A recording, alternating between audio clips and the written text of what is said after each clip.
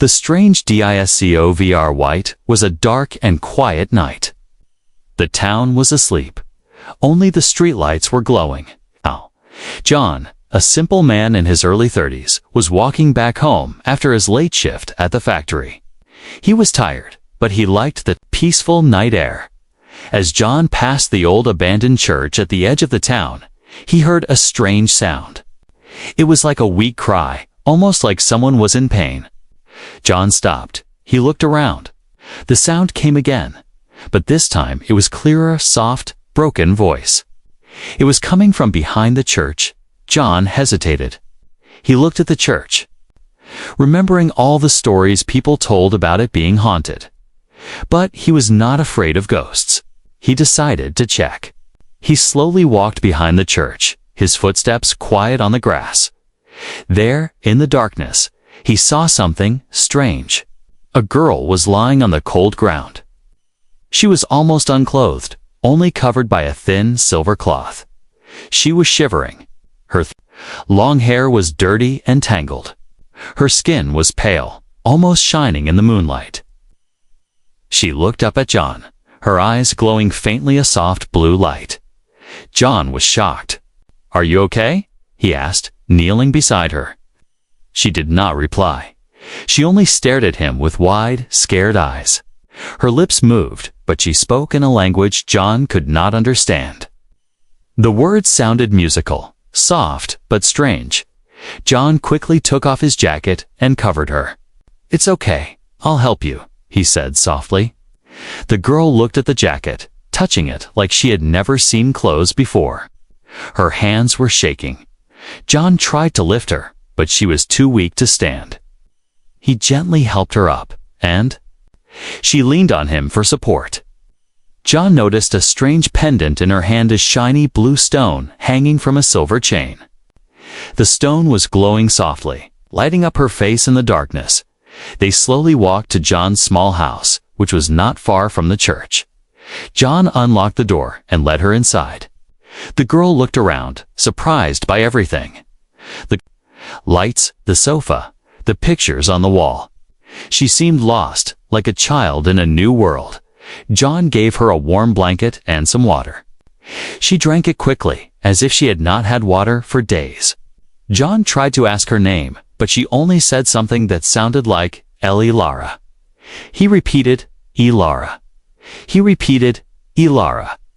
She nodded. John smiled. "Don't worry, Elara, you're safe."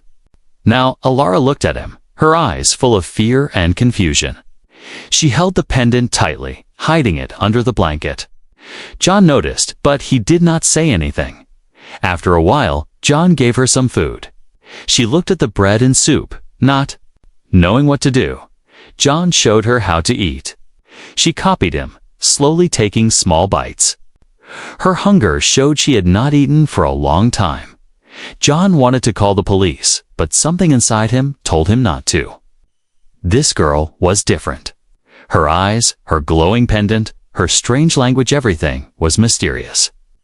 He decided to wait and find out more. As Elara finished eating, she suddenly winced in pain. John saw a small cut on her arm, bleeding a little. He brought a first aid kit and cleaned the wound. But as he touched her arm, he saw something shocking. The cut healed in seconds, right before his eyes. There was no scar, no blood, nothing. John's heart raced. "Who are you?" he whispered. Elara just looked at him, sadness in her eyes. Outside, the wind howled. The night grew colder. But inside the small house, a new mystery had started. John sat near Elara, watching her as she slowly fell asleep. She still held the glowing pendant tightly in her hand. Unknown to John, far away in the town, two men in black coats walked the empty streets. They showed a picture of Elara to people, asking questions in quiet voices. They did not look like normal people. Their eyes were cold and sharp.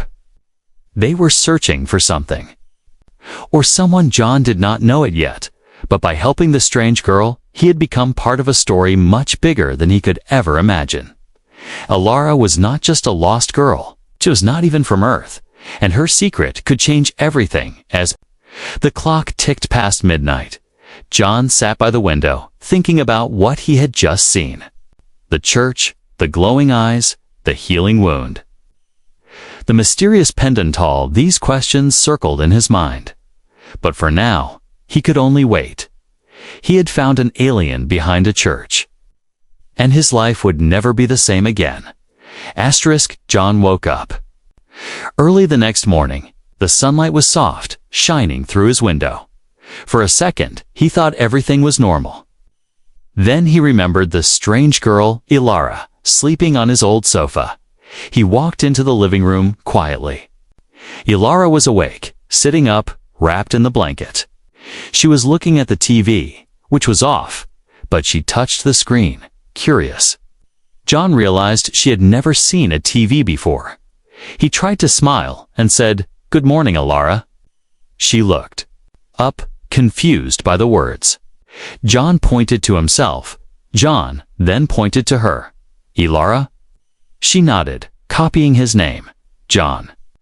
Her voice was soft, almost like a song. John wanted to talk, to ask questions, but he knew she would not understand.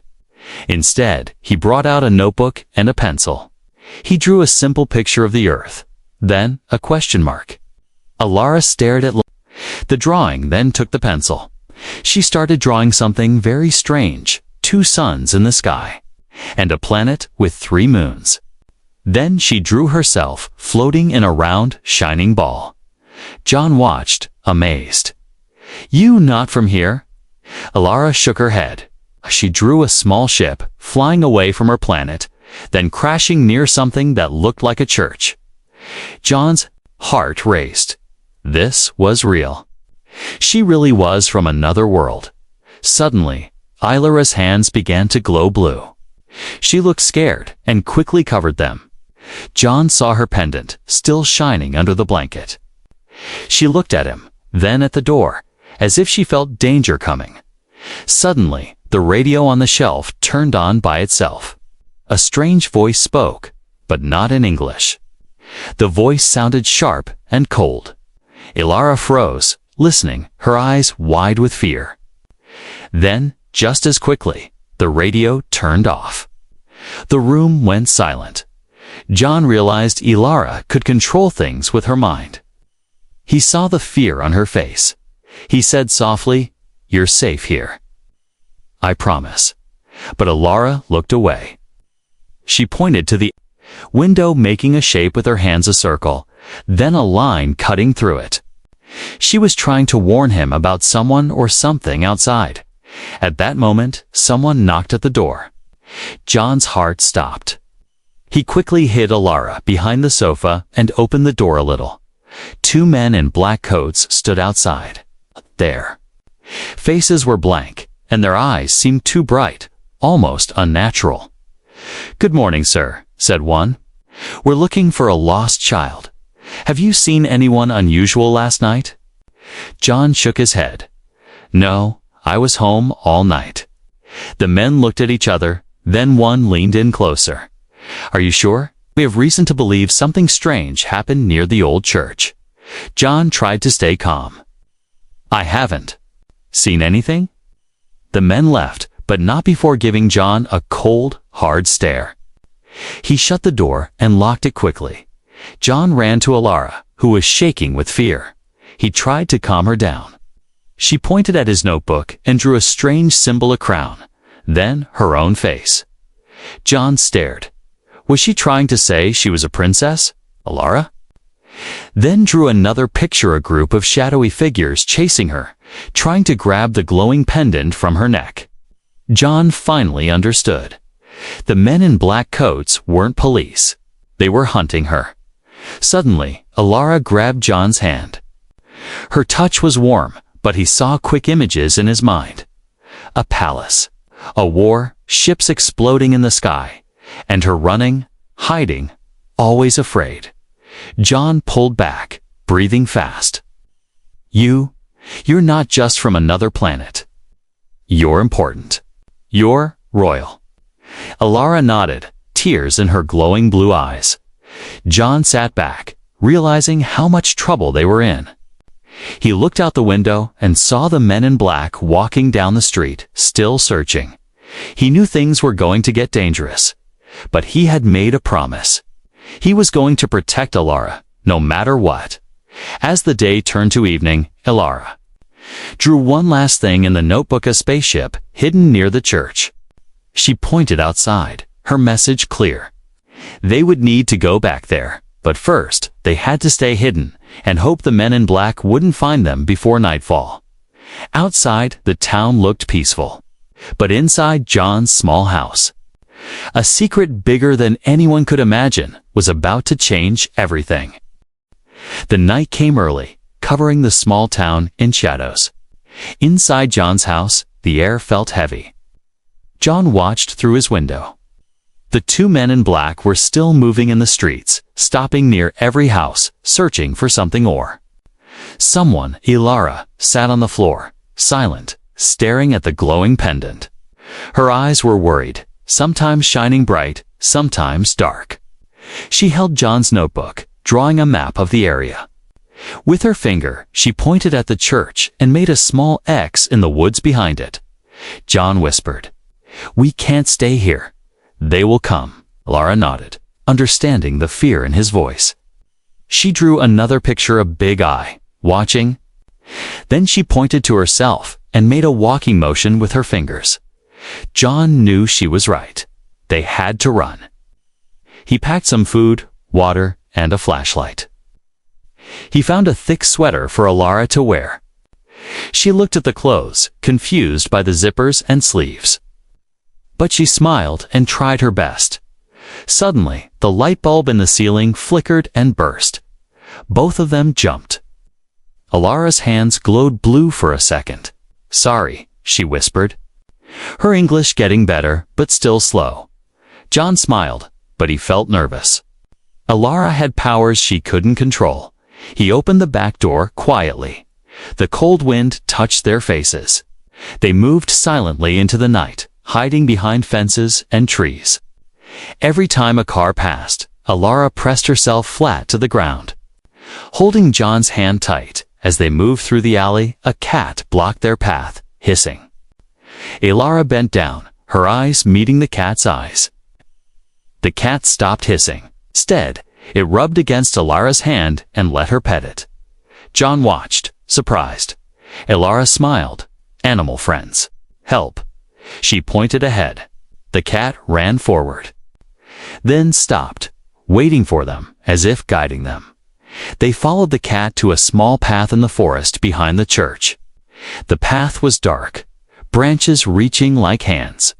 Alara stopped and put her hand on a tree. For a moment, the leaves above shimmered with a soft blue light. The path in front of them became clearer, easier to see. John realized she could talk to nature. Maybe, he thought, the whole world was helping her, suddenly. There were voices nearby, men in black, searching with bright flashlights. John held his breath. Alara touched his arm, and they both hid behind a thick bush. John felt the air grow colder. Alara's pendant glowed stronger, making the bush look almost invisible from the outside.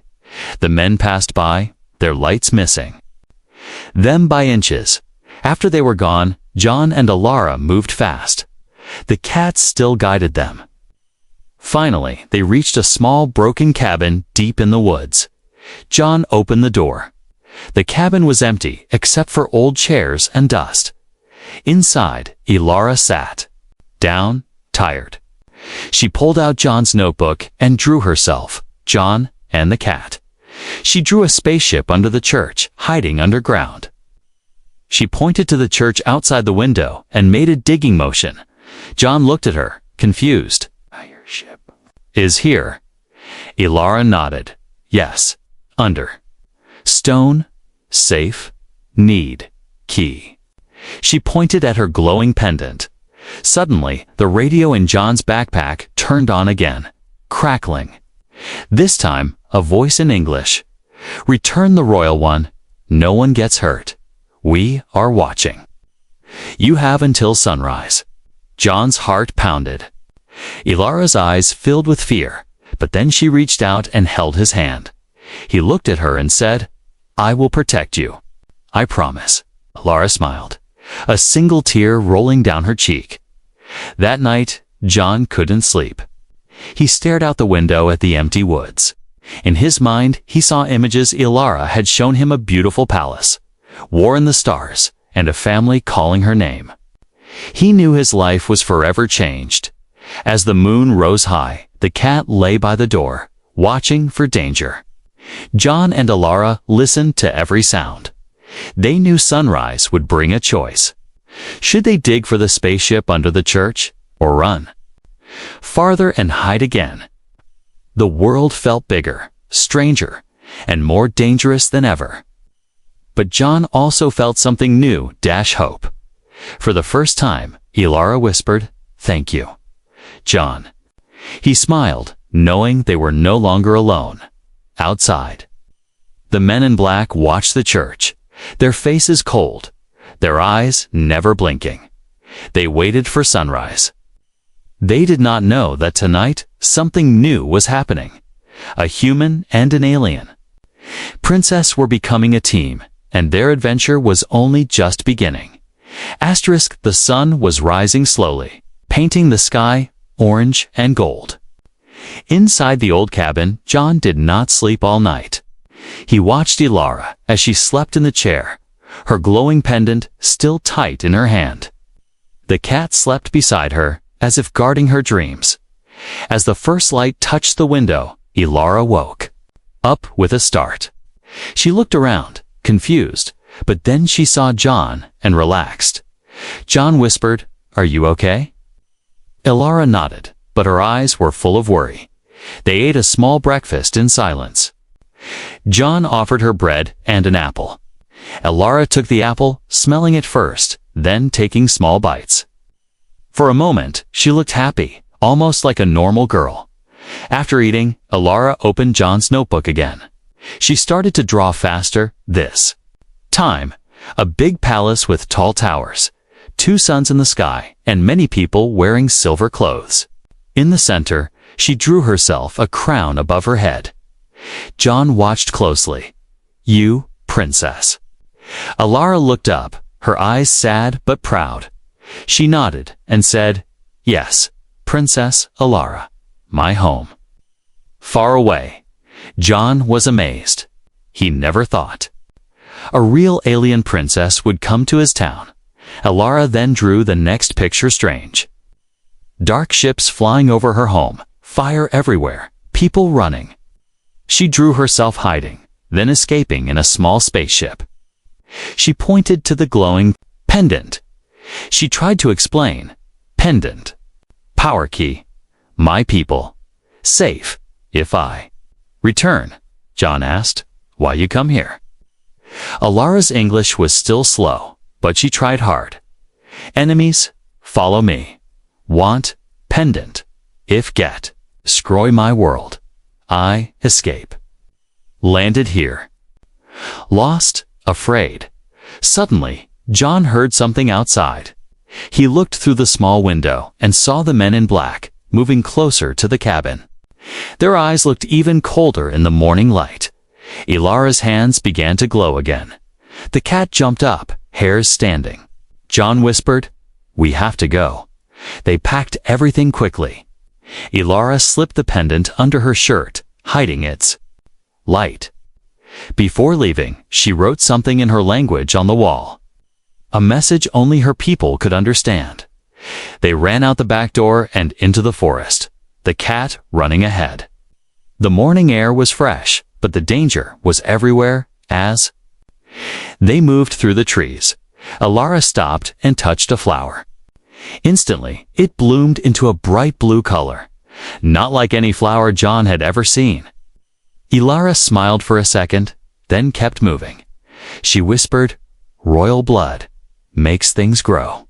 Life." John realized her powers were not just about fighting or running. She brought life and hope wherever she went. But soon, the hope turned into fear again. They heard shouting behind them. The men in black were close.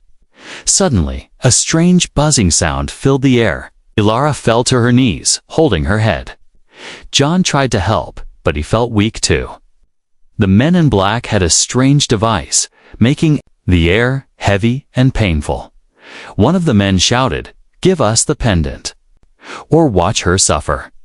John stood in front of Ilara, blocking her from the men. He shouted, "Leave her alone."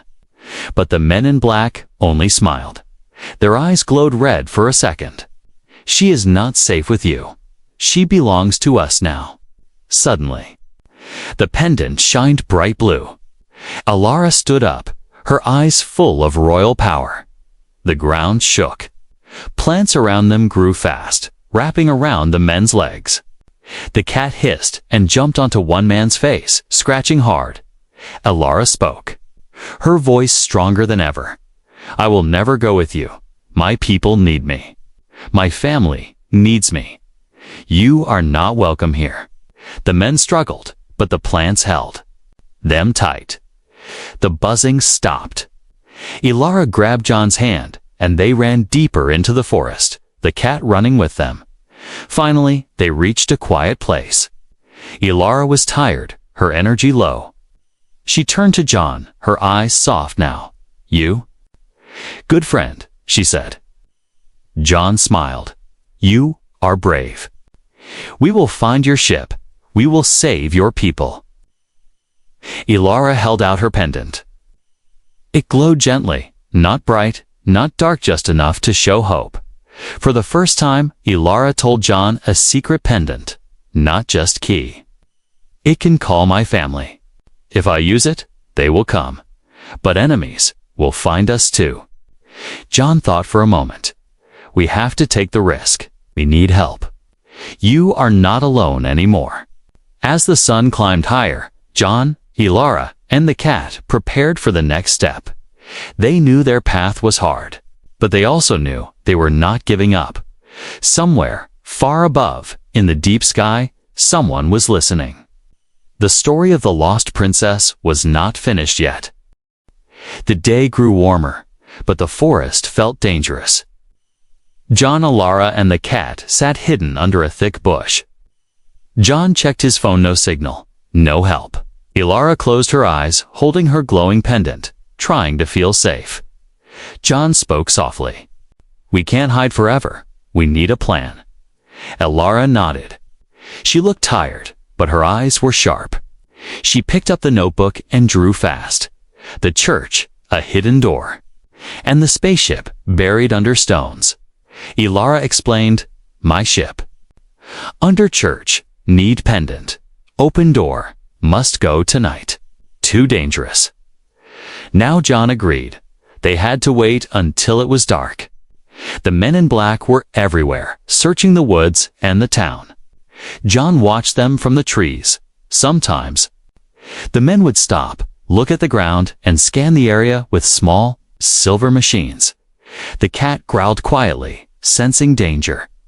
Ilara touched the cat and whispered, "Thank you, friend." Suddenly, the pendant in her hand flashed bright blue. John saw her close her eyes. A message appeared in her mind, images of her family, her planet, and a warning. Enemies near. Be strong. We love you. Ilara opened her eyes, surprised. She looked at John. My family, still alive, sending hope. John felt a rush of courage. He drew a map on the ground with a stick.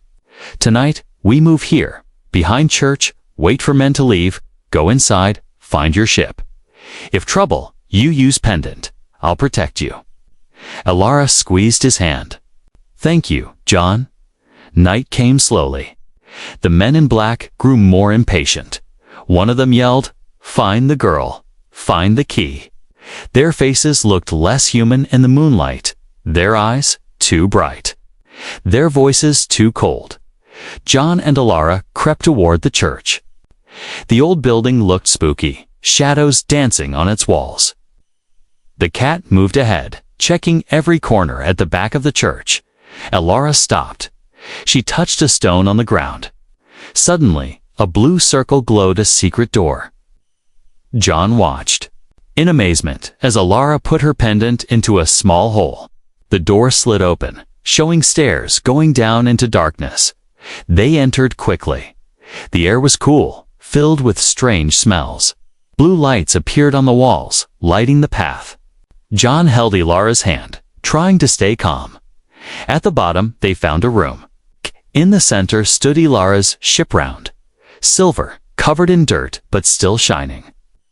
Strange symbols glowed on its side. Ilara touched the ship, and it hummed with power. She turned to John. Almost ready. Need one more key. She held the pendant high. It glowed brighter, sending out a wave of blue light. Suddenly, a loud noise came from above. The men in black had found the hidden door. Their voices echoed down the stairs, nowhere to run. Give us the princess and the key. Alara looked. Scared, but determined. John, hide. But John stood beside her. I will not leave you. The cat stood in front of them, fur standing up, ready to fight. Ilara pressed her pendant to the ship. That ship powered up, blue lights circling faster. But the men were coming closer, shouting, running, their machines buzzing. Suddenly, Ilara's pendant sent a message to the stars. Above the earth, far in space, a distant ship received the signal a rescue was coming. But would they make it in time? John picked up a metal rod, ready to protect Ilara. The ship's door opened, but only for a few seconds. Ilara pulled John's arm inside. Hurry! They ran into the ship just as the men burst into the room. The cat jumped in after them. Ilara closed the door. The men banged on the outside, yelling, "You can't escape." Inside, Ilara touched the control panel. The ship came alive, lights, sounds, a feeling of power in the air. John and Ilara looked at each other. Outside, danger was close, but inside the ship, hope was shining. For the first time, John realized they were not just running. They were ready to fight back. Inside the spaceship, John felt both fear and wonder. Blue lights blinked all around him. The air was thick with the sound of humming engines. Ilara stood at the controls, her hands glowing with energy from the pendant. Outside, the men in black pounded on the ship's metal door. Their strange machines sent shocks into the walls. Sparks flew, and the ship shook. But Ilara pressed a symbol on the control panel. A shield of blue light wrapped around the ship. The men in black shouted, "Open the door. You cannot escape." Their voices no longer sounded human. John held the cat close. Ilara closed her eyes, whispering words in her own language. The ship seemed to answer her, lights pulsing brighter. Suddenly, one of the men in black pulled out a new weapon, a device that made a high-pitched scream. The ship's shield flickered, weakening. Ilara winced in pain, her energy dropping. John saw Ilara struggling. He remembered her words. The pendant could call her family, but would also reveal their location to enemies. They had no choice. Ilara, use the pendant. Call your people. John shouted. Ilara nodded, tears on her face. She held the pendant with both hands and spoke softly. The pendant glowed like a star, sending a beam of blue light up through the church ruins, past the clouds and far into space. Far above Earth, a royal rescue ship caught the signal. Ilara's family, watching from their distant world, prepared to help. Back on Earth, the men in black grew desperate.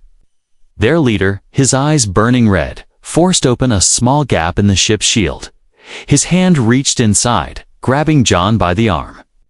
John shouted in pain, trying to break free. Ilara screamed. The cat hissed and jumped onto the attacker's face. The man threw the cat aside, but the distraction gave John time to pull away. Ilara's power flared. Her eyes shone, her voice echoed, "Leave us alone." The ground around the church cracked. Blue energy shot from the pendant, throwing the men in black backwards. Plants burst from the earth, wrapping around the enemy's legs and arms, pulling them down. One of the men pressed a button on his belt. Suddenly, his human face glitched, revealing a cold metal alien underneath a hunter, not from Earth, but from Elara's enemies. John's heart pounded. "They're aliens. Like you," Elara nodded. "Bad ones. Want my power, want my world." The alien hunters tried again, using their machines to attack the ship. The shield was fading fast. Elara fell to her knees, almost fainting. John rushed to her side. "Don't give up, Elara. Your family is coming." Above, a beam of light appeared in the sky. Elara's royal ship had arrived. It floated silently, majestic and shining. High above the ruined church, a voice echoed inside Elara's ship. "Princess Elara, we have come for you. Stand strong." Elara stood, weak but brave. She touched the control panel and opened the ship's door for a moment. The royal rescue beam shined down, freezing the alien hunters in place. One by one, their machines stopped. Their bodies turned stiff and silent, trapped in a field of blue light. Elara's pendant glowed one last time. She turned to John, her eyes full of sadness and hope. "I must go. My world needs me. You saved my life, John. I will never forget you." John held her hand. "Be safe, Elara. Don't forget Earth. Don't forget me." The cat meowed, rubbing against Elara's leg.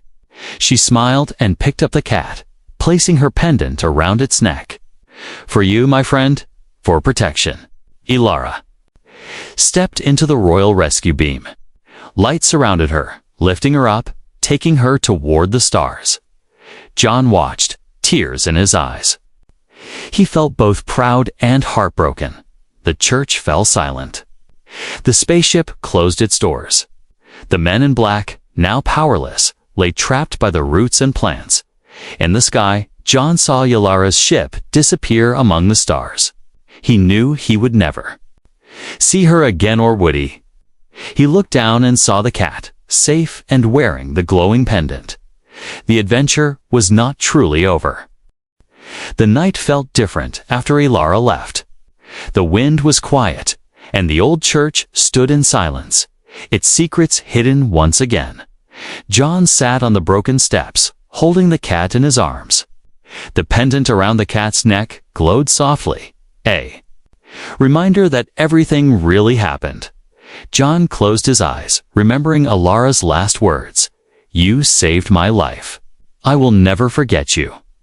The police came the next morning. They saw the strange plants and the broken ground, but they didn't believe John's story about aliens and a spaceship. They told the townspeople that the old church was dangerous and nobody should go near it. The men in black were gone. No one saw them again. John tried to return to his normal life, but everything felt different. At work, he found himself daydreaming about stars and other worlds. At home, he kept the pendant close, feeling a gentle warmth every time he touched it. Days turned into weeks. The town went back to normal, but sometimes at night, John saw a blue light moving in the sky.